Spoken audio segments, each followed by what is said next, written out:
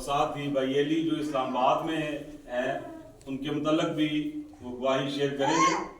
और भाई यासर से मैं गुजारिश करूंगा कि वो थोड़ा सा वीडियो जो है वो बनाएंगे, फिर उसके बाद हम खुदा के पाक कलाम की तिलावत करेंगे।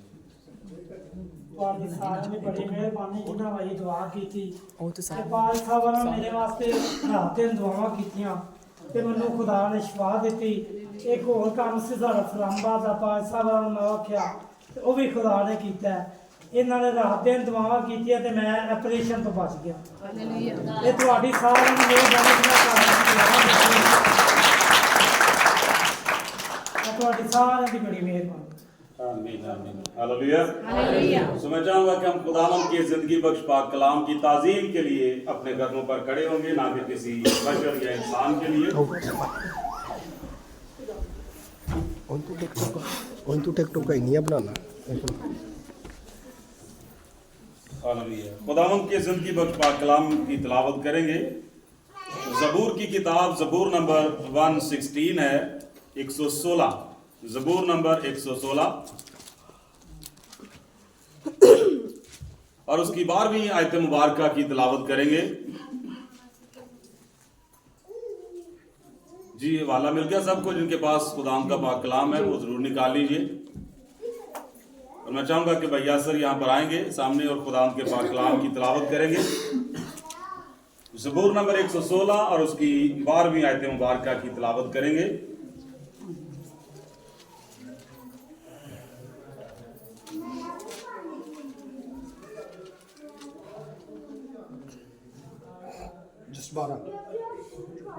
खुदावन की सब नेमतें जो मुझे मिली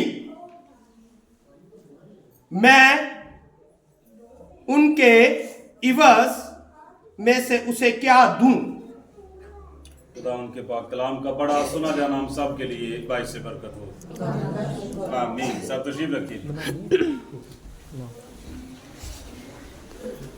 खुदाम यीशु मसीह नासरी के नाम से आप सबकी सलामती हो।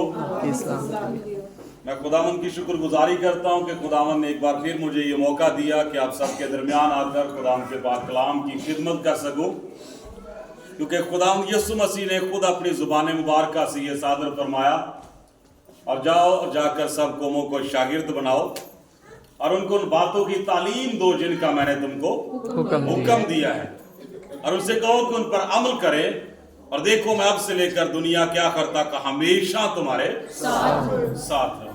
Hallelujah hallelujah. सो आज हम सब यहाँ पर खुदा के घर में जमा हुए हैं। ये शुक्रगुजारी की इबादत है जिसका एहतमाम किया गया, और आपने गवाही भी भाई सलीम की सुनी, और मैं ये समझता हूं कि जो गवाही उन्होंने दी है ये गवाही उनके अपने ईमान की मरहून मिन्नत है। खुदा यीशु मसीह ने दो अंधों से कहा कि क्या तुम्हें ये इत्काद है कि मैं ये कर सकता हूं। उन्होंने कहा कि हाँ खुदावंद, हम इत्काद रखते हैं कि तू ये कर सकता है। तो खुदावंद यीशु मसीह ने फरमाया कि जाओ तुम्हारे इत्काद के मुवाफिक तुम्हारे लिए हो जाए, और लिखा है कि उसी घड़ी उनकी आंखें भी खुल गई। तो मैं खुदावंद की शुक्रगुजारी करता हूं कि भाई सलीम इस बात पर ईमान रखते हैं, और उनके ईमान को मद्देनजर रखते हुए खुदावंद ने उनके लिए बहाली का इंतजाम किया। सो वक्त को मलहूज़ खातर रखते हुए हम खुदावंद के पाक कलाम की तरफ तवज्जो देंगे। बहुत ही बरकत आयत मुबारका आज हम लोगों ने तिलावत की है। ज़बूर की किताब ज़बूर नंबर 116 उसकी 12वीं आयत मुबारका है, जिसमें खुदावंद का बंदा ज़बूर नवीस फरमाता है कि खुदावंद की सब नेमतें जो मुझे मिली मैं उनके इवज में उसे क्या दूं। मेरे साथ रहिएगा। खुदावंद का बंदा क्या कहता है कि खुदावंद की सब नेमतें जो मुझे मिली मैं उनके इवज में उसे क्या दूं। इवज में मतलब बदले में, कि जो नेमतें खुदा ने मुझे दी हैं खुदा ने तो मुझे दे दी, अब बदले में मैं खुदा को क्या दे सकता हूं। तो आप मुझे बताइए कि हम खुदा को क्या दे सकते हैं। इसी आयत मुबारका को अगर आप तवज्जो से देखेंगे तो क्वेश्चन मार्क आगे दिया गया है कि खुदावंद की जो नेमतें मुझे मिली मैं उनके इवज में उसे क्या दूं। आगे सवालिया निशान है, और ये सवाल खुदावंद का बंदा किसी और से नहीं कर रहा, बल्कि ये सवाल खुदावंद का बंदा किससे कर रहा है? अपने आप से, खुद से ये सवाल कर रहा है कि मैं बदले में खुदावंद को क्या दूं। तो इसका मतलब ये हुआ कि जब खुदा की नेमतें हमें मिलती हैं या खुदा ताला हमें अपनी नेमतों से नवाजता है, तो बदले में हमारी भी एक रिस्पॉन्सिबिलिटी है, बदले में हमारी भी एक जिम्मेदारी बनती है कि बदले में हम भी कुछ उसे लुटाएं, क्योंकि गिवन टेक का रिलेशन होता है ना, कि जब हम खुदावंद से लेते हैं और फिर खुशी से खुदावंद को देते भी हैं, तो उसका रिजल्ट क्या निकलता है?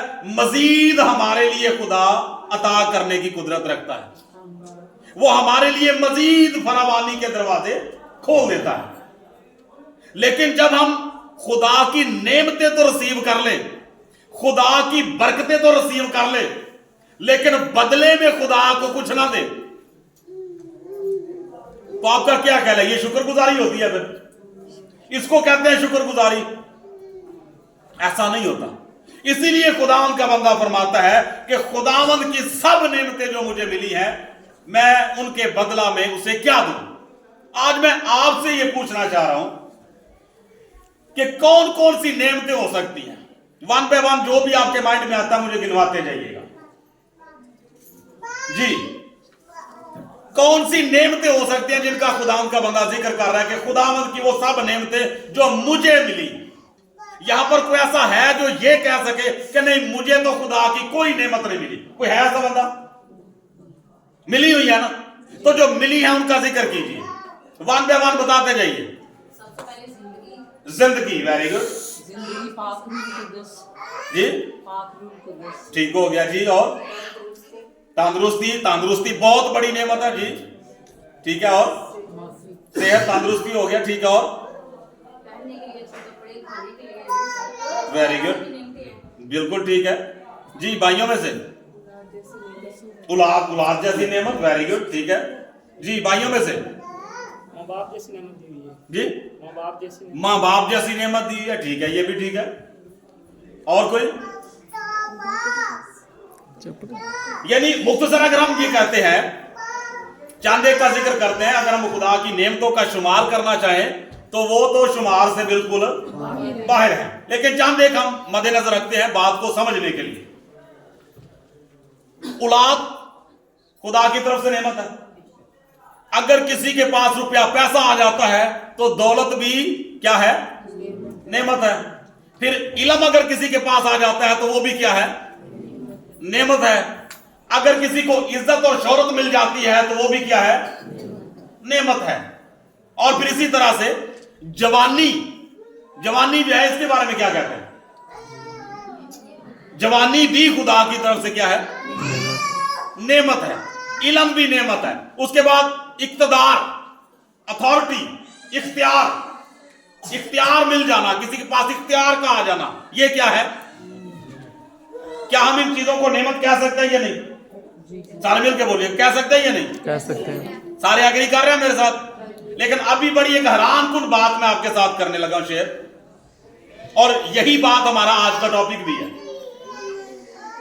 ये बात है तो कड़वा सच। हो सकता है कि मैं जब ये बात करूं तो थोड़ी देर के लिए ये बात गैर हजमशुदा लगे, थोड़ी देर के लिए ये बात जो मैं करने लगा हो सकता है कि ये गैर हजमशुदा लगे, लेकिन जब बात को समझेंगे तो आप मेरे साथ एग्री करेंगे कि हाँ बिल्कुल ठीक है। हमने जितनी बातों को यहां पर गिना है, काउंट किया है कि जी ये नेमतें हैं। अगर मैं ये कहूं कि इनमें से कोई भी नेमत नहीं है तो ये कड़वा सच है या नहीं? अगर मैं ये कहूं कि औलाद नेमत नहीं है तो अजीब लगेगा ना।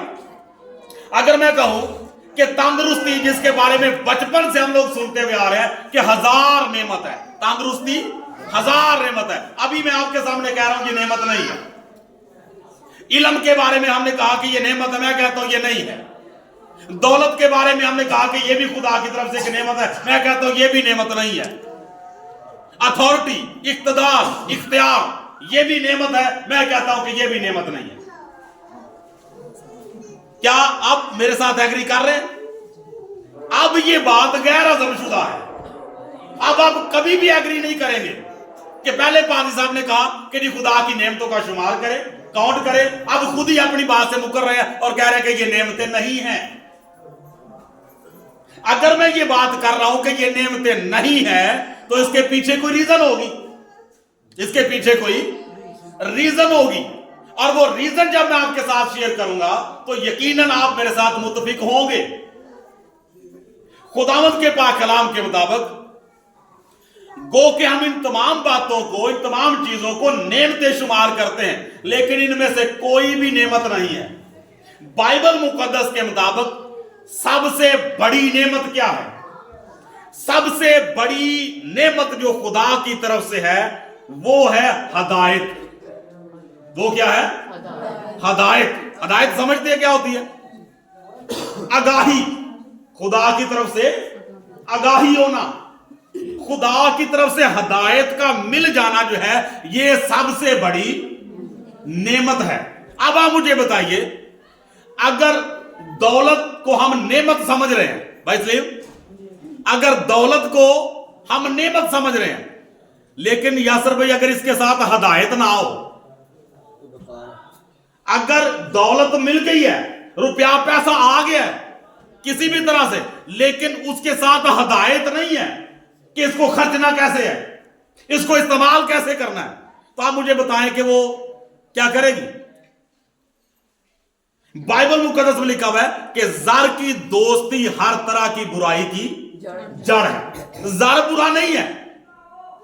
ज़र के बारे में नहीं कहा गया कि ज़र बुरा है, लिखा ज़र की दोस्ती। तो अब होता क्या है कि अगर किसी के पास रुपया पैसा आ गया, लेकिन बहुत सारे ऐसे लोग आप अपने गिरदोनवा में देख सकते हैं, दुनिया में भरी पड़ी है दुनिया इन मिसालों से, जिनके पास ढेरों रुपया पैसा है, जो दुनिया की चीज चाहे वो खरीद सकते हैं। लेकिन ऐसे लोग मौजूद हैं जिनके पास रुपया पैसा तो है, बैंक बैलेंस है, पॉकेट मनी जो है वो लाखों की डेली वाइज जो है वो उनकी पॉकेट में होती है, लेकिन उनके पास हदायत नहीं होती। जब हदायत नहीं होती तो वो रुपया पैसा कहां जाता है? नशे तमाशे पे जाता है, रंग रलियों पे इस्तेमाल होता है, अय्याशियों पे इस्तेमाल होता। तो आप मुझे बताएं ये नेमत है कि ज़हमत है? ये रुपया पैसा जो मिला उस बंदे को, एग्जांपल दे रहा हूं, वो नेमत रहा या ज़हमत बन गया? तो वजह क्या थी? दौलत के साथ हदायत नहीं है। इसी तरह अगर इंसान को इल्म मिल जाता है तो क्या होता है? अगर उसके साथ हदायत नहीं मिली तो इल्म जो है वो खुदा से दूरी पैदा कर देगा। इंसान बजाय के खुदा पर तवक्कल करे, इंसान बजाय के खुदा पर भरोसा करे, वो खुद पे भरोसा करना शुरू कर देता है। ऐसा इल्म जो खुदा से दूरी पैदा कर दे, अब वो नेमत है या ज़हमत है? तो इन चीजों के साथ हदायत का होना बहुत ज्यादा जरूरी है। इसी तरह अगर इंसान को सेहत तंदुरुस्ती मिल जाती है, लेकिन उसके साथ उसे हदायत नहीं, उसने कभी खुदा के कलाम को अच्छे तरीके से सीखना गवारा ही नहीं किया।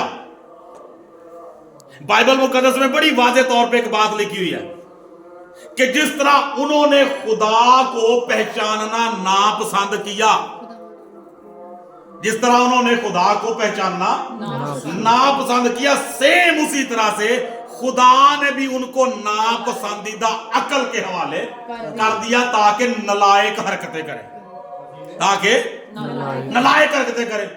तो क्या मतलब है इसका? कि हदायत नहीं मिली ना, हदायत हासिल करना पसंद नहीं किया। मैंने बहुत सारी ऐसी फैमिलीज में विजिट किया है और देखता हूं